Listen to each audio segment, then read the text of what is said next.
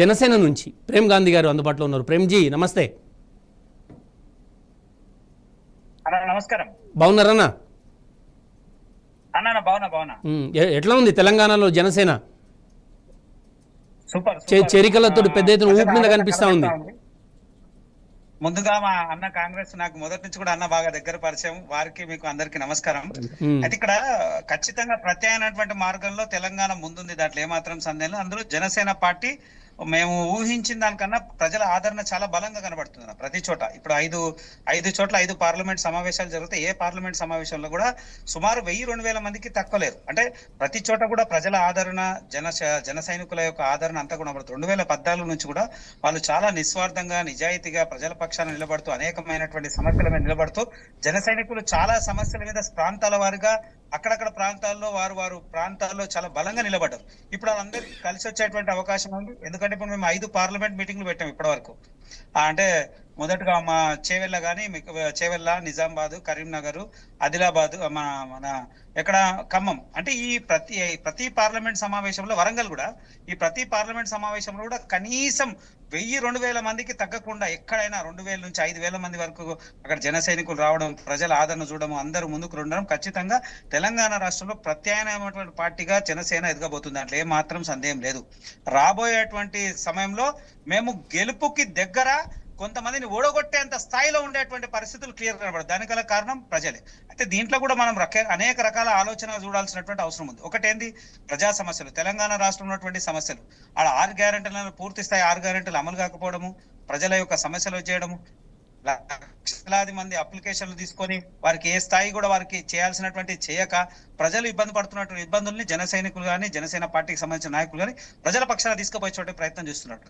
నేను మొన్న కూడా ఎంఎంసీకి సంబంధించినటువంటి సబ్జెక్ట్ లో అక్కడ ఉన్నటువంటి కమిషనర్ గారికి వినతి పత్రాలు ఇవ్వడానికి పోతే కమిషనర్ గారు డైరెక్ట్ రెస్పాండ్ అయిపోయి వారి విధానం చూసి నేను ఎక్స్పర్ట్ అయినా. వారు ఏమంటున్నారంటే ఖచ్చితంగా అవసరము, మీలాంటి నాయకత్వం ఉండాలి అనేటువంటి భావన ప్రభుత్వ అధికారులు కూడా ఉంది. ఇప్పుడు ఒకటే, ప్రజలు ఖచ్చితంగా చాలా విఘ్నులు.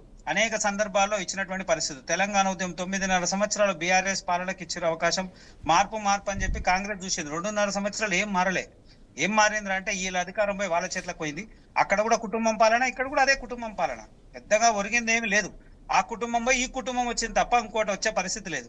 ఇక ప్రజాస్వామ్యం అనేటువంటి ముసుగులా కాంగ్రెస్ పార్టీ చేస్తున్నటువంటి విచ్చలవిడి తనం మనం అందరికి కూడా చూస్తా ఉన్నాం. ఎన్ని పరిస్థితులు చూసుకుంటే కనీసం మౌలిక వసతులు కూడా ఏర్పాటు చేయలేనటువంటి పరిస్థితుల్లో ప్రభుత్వం ఉంది. ప్రభుత్వంలో ముఖ్యమంత్రి స్థాయి నాయకుడు అంటాడు మా దగ్గర నిధులే లేవు, చేయనికనే ఏం లేదు, ఉండేనికనే ఏం లేదు.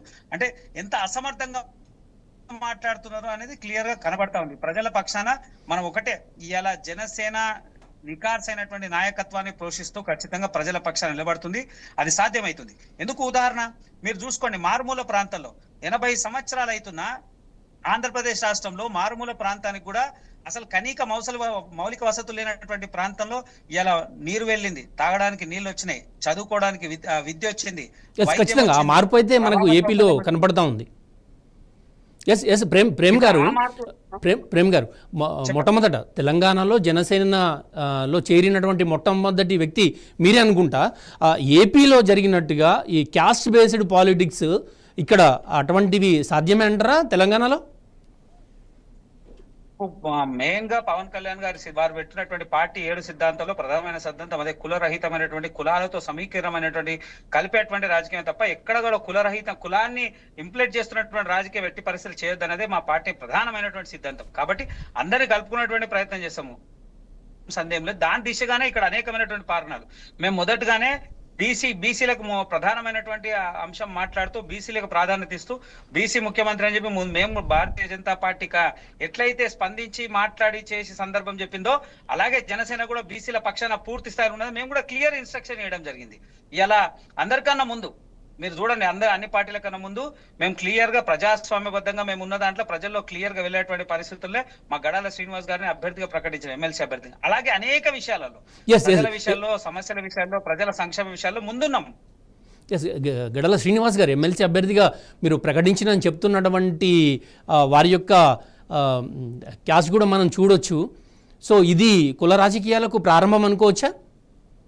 వారి సామాజిక వర్గం కూడా అదే కోణం ఇప్పుడు ఆ కోణంలో ఎందుకు అన్నిటిని చూడకూడదు అని. చూసాల్సిన అవసరం లేదు. వారు విద్యావంతులు. నేను ఏమంటున్నా, మా పార్టీలో వారు విద్యావంతులు, వారు ఉన్నటువంటి వారు చేసినటువంటి సర్వీసు, ఆ 3 జిల్లాలకు ఉన్న వాళ్ళకు ఉన్నటువంటి అనుభవము, వారు వరంగల్లో కూడా సర్వీస్ చేశారు. తర్వాత అన్ని జిల్లాలతో మంచి సత్సంబంధాలు ఉన్నాయి, పూర్తి స్థాయి నాయకత్వ లక్షణాలు ఉన్నాయి. వారు ఖచ్చితంగా ఎలిజిబుల్ కాబట్టి పూర్తి స్థాయి ఆలోచించి మాత్రమే మా అధినాయకుడు పవన్ కళ్యాణ్ గారు, ఇక్కడ ఉన్నటువంటి రామ్ తల్లూరి గారు పూర్తి స్థాయి ఆలోచించి మాత్రమే ప్రకటించడం జరిగింది. రామ్ తల్లూరి గారు ప్రతి అంశాన్ని, చాలా సూక్ష్మమైనటువంటి చిన్న విషయాన్ని కూడా చాలా జాగ్రత్తగా పార్టీల స్టెప్ టు స్టెప్ ప్రతి అంశాన్ని కూడా క్షుణ్ణంగా తీసుకుపోయి కార్యకర్తలకు, సామాన్య కార్యకర్తలు కూడా పూర్తి స్థాయి అందుబాటులో ఉండి ఏ సమస్య ఉన్నా తను సొంతంగా వచ్చి పరిష్కరించేటువంటి ప్రయత్నం ఉన్నటువంటి నాయకుడు ఉన్నప్పుడు ఖచ్చితంగా పార్టీ ఎదుగుతుంది. దాంట్లో ఏమాత్రం సందేహం లేదు. ఆ దిశగానే తెలంగాణ ఉన్నాం. తెలంగాణలో నాయకత్వం 100% పూర్తి సంపూర్ణంగా డెవలప్ అవడానికి పూర్తి స్థాయి అవకాశం ఉంది. అదొక అడుగు. అన్నిటికన్నా ముందే మేము ఉన్నాము, చూపించడము, మేము వేసినాము, కనబడేటువంటి పరిస్థితులు ఉన్నాము.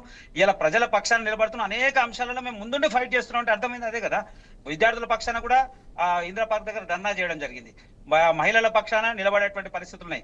అనేక సందర్భాలు ఎక్కడ సమస్య వచ్చినా సమస్య పట్ల ఖచ్చితంగా జనసైకు నిలబడుతున్నారు. అన్ని ప్రాంతాల్లో వాళ్ళు నిలదీస్తున్నారు. ప్రభుత్వ అధికారులతో సమన్వయం ఉండి అభివృద్ధి అంశాల్లో, అభివృద్ధి జరగనటువంటి ప్రాంతాల్లో ఎక్కడ అభివృద్ధి జరుగుతలేదు, ఎక్కడ ఏం జరుగుతున్న అంశాన్ని క్లియర్ గా విశ్లేషించి చెప్పేటువంటి పరిస్థితులు ఇలా ప్రతి మారుమూల ప్రాంతంలో జన సైనికులు సిద్ధమై ఉన్నారు. మన కళ్ళారా కనబడతా ఉంది. మీరు అనేక ప్రాంతాల్లో చూడండి, మాకు ప్రత్యక్షంగా మేము వెళ్తా ఉన్నాం కదా, ఎక్కడ సమావేశానికి వెళ్ళినా కానీ అసలు బ్రహ్మరథం పడతా ఉన్నారు. జన సైనికులందరూ సంతోషపడతారు. తెలంగాణ రాష్ట్రంలో 100% చెప్తున్నారు, ప్రత్యామ్నాయటువంటి పార్టీగా జనసేన ఎదగబోతుంది. దాంట్లో ఏమాత్రం సందేహం లేదు. ఎస్, బీజేపీ నుంచి కప్పర